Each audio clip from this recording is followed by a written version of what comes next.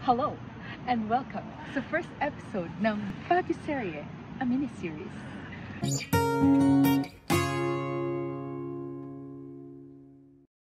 Over the years, madami na akong narinig ng mga kwento ng mga tao na nagsasabing Baguio has earned a special place or permanent residence kumbaga sa mga puso nila. Ang special pa dito ay hindi lang to nanggagaling sa mga taong nanirahan dito, nagstay dito for school or work, pero pati na din sa mga taong napabisita lang for a weekend pero they found something to love about the city. As locals, madami pa din kaming hindi napupuntahan ng family ko na mga lugar dito sa Baguio, pero hopefully, you can join us as we try to discover more cafes, restaurants, tourist destinations, and other areas that make Baguio the charming city that it is. Generally, Baguio City is a very walkable city, pero we hope that this will still be an informative guide if kayo ay parang computer. Pero we hope that this will still be an informative guide if you're a commuter like us. How do we get from point A to point B? Anong sakayan? Saan yung sakayan? Yun yung mga questions na we hope masasagot namin sa inyo today. In this video, mag-focus muna tayo sa mga jeepney terminal dito sa Central Business District dahil usually merong mga jeepney terminal na available nearby wherever you are sa mga city outskirts. So, are you ready? Let's go!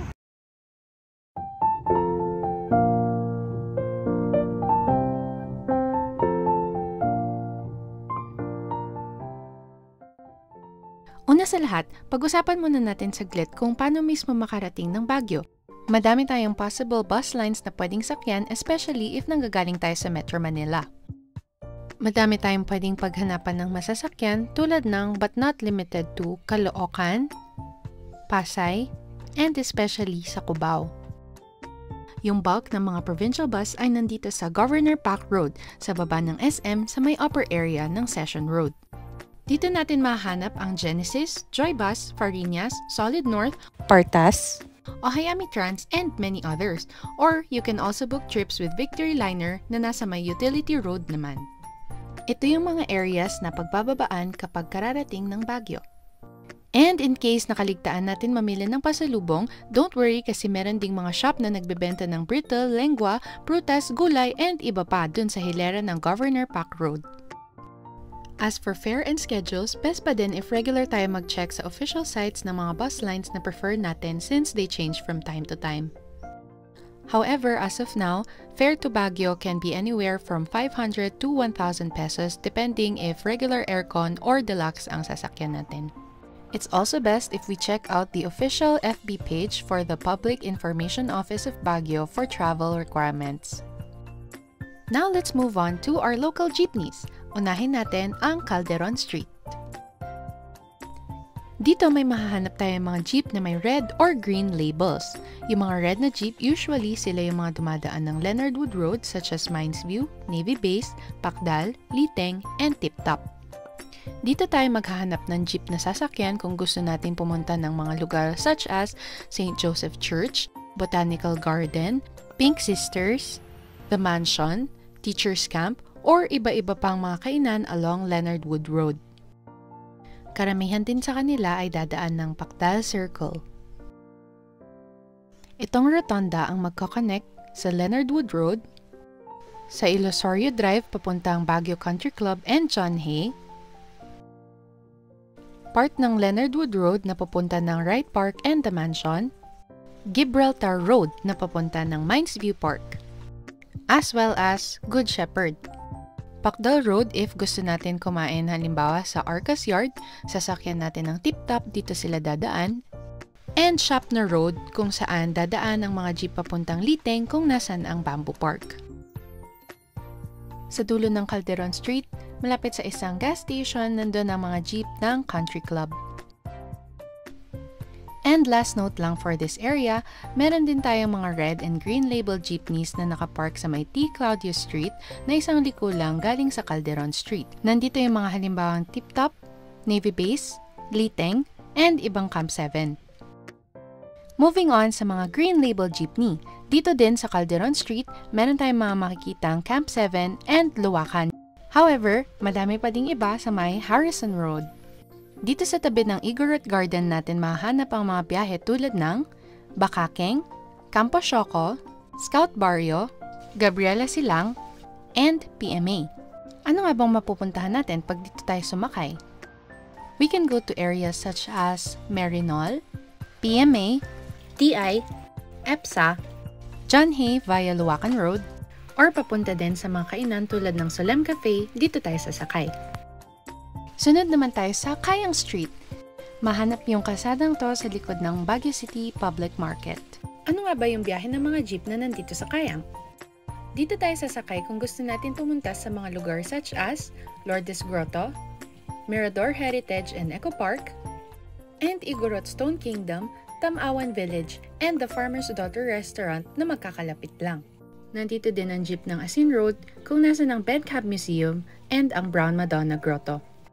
Dumadaan sila ng Nagilian Road sa likod ng City Hall. And as an additional note, based on experience, ang sasakyan nating jeep papunta ng Igorot Stone Kingdom is itong jeep papuntang Longlong. Although hindi siya dadaan dun sa tourist destination na yun, pero walkable naman na siya mula sa pagbababaan. Lastly, madalas tayong makakita ng mga jeep na Aurora Hill, Trancoville, Brookside na dumadaan sa Central Business District ng Baguio. Sila yung mga dadaan ng Magsaysay Road and Bonifacio Road. Dito rin, along Magsaysay Road, dito natin mahahanap yung mga jeep papuntang La Trinidad. Syempre, nandito sa area na to ang tourist destinations such as Bell Church, Stabasa Colorful Houses, and Strawberry Farm. Iilan lang tong mga na-mention kong terminal sa madaming biyahe na available. Pero ito muna yung mga finokus natin dahil dito nakakonsentrate ang karamihan ng mga mapupuntahan. Though of course, we're going to get into more detail pag pupunta na tayo mismo sa mga lugar na to.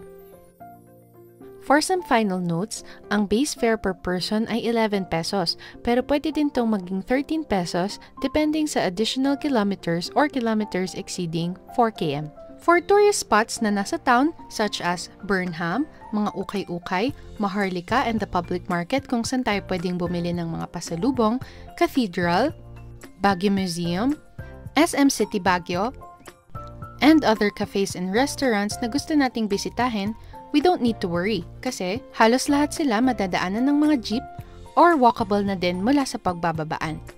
And speaking of pagbababaan, madami tayo around the city na designated loading and unloading areas. Madami na din tayong mga operational na modern jeepney, usually ang mga biyaheng Aurora Hill and Trancoville. Take note na din natin na tumatanggap lang yung modern jeepneys ng exact fare. Madami din tayong mga taxi if prefer natin yon. Usually, mababait naman ng ating mga taxi drivers dito sa Baguio, pero syempre, ingat-ingat pa rin. Unfortunately, yung mga location ng mga terminal natin may change from time to time, pero ito yung mga current na area nila as of August 2022. And finally, konting disclaimer lang, I won't claim to be an expert in all of these routes. Even as a local, admittedly madami pa din kaming hindi na-explore ng mga area, pero we hope that you can still come along as we try to discover more things, places, and people to love about our City of Pines. So, ayun nga, I'm sure that we weren't able to cover everything that there is to know about Baguio commute. Pero hopefully, nasabi naman namin yung mga kailangan nyo malaman and gusto nyo malaman. But if there's anything you wish to suggest or add for next time, please feel free to comment down below. And don't forget to like and subscribe. Thank you! Till next time! Bye!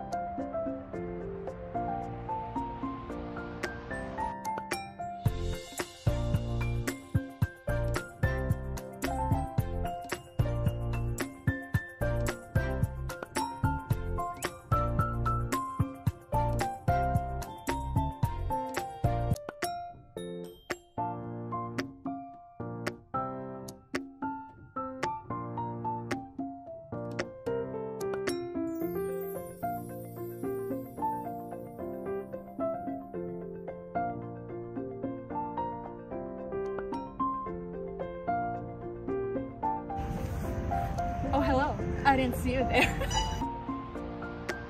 Parang you can get